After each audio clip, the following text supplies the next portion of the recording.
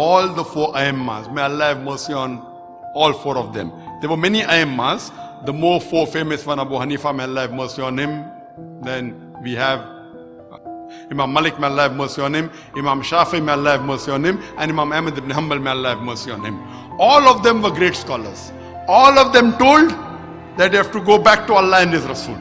And when we see the fatwas and the teachings, more than 95% is same.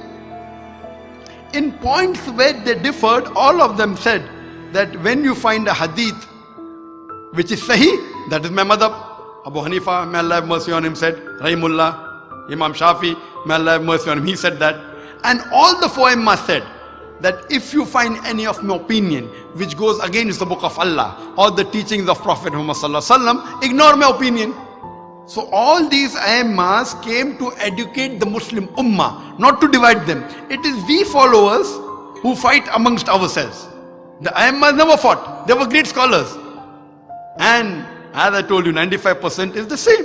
Where they differ, maybe the hadith didn't reach them. That's what Imam Shafi, Allah have mercy on him, said, that I have changed my opinion. He wrote a book, Qadim and Jadid, Al-Um. When he traveled to Egypt, he found many new things. He changed his opinion. So all the scholars, all the Aimmas, they wanted to unite the Muslim Ummah. It is we followers who are not following the Aimmas.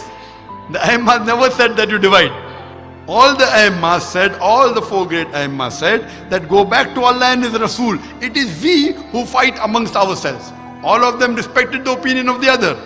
So if we have to go back to Allah and His Rasul, we have to follow the Quran and the Sahih Hadith. If we find a difference of opinion, read the Quran and the Hadith. That's what all the four Imams said.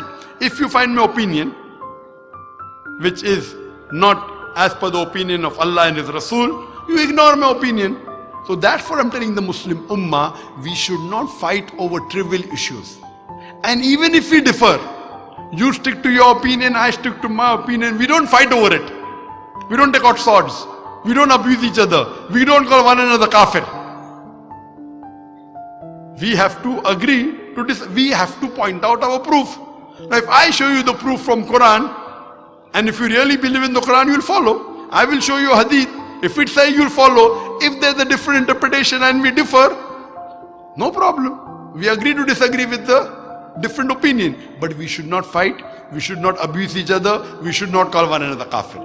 Inshallah, if the Muslims are united, because as we know, major points are same. More than 95% is same. So majority issues we are believing in common. Ta'alaw ila kalimatin sawa'in bayna baynakum. Come to common terms as between us and you. And if you go back to the teachings of Allah, His Rasul, and the Sahaba, the Tabain, the Tabi Tabain, inshallah again we'll be on top of the world. Hope that answers the question.